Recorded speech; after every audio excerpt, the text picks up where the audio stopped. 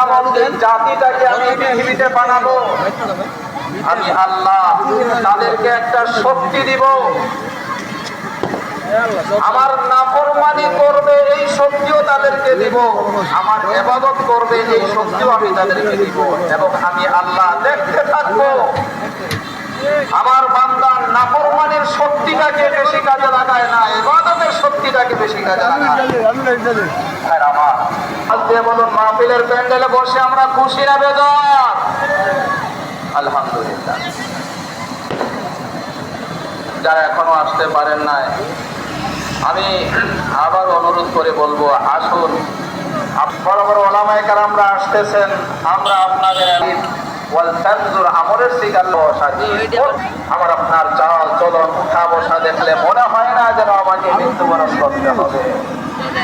আল্লাহ আল্লাহ রাব্বুল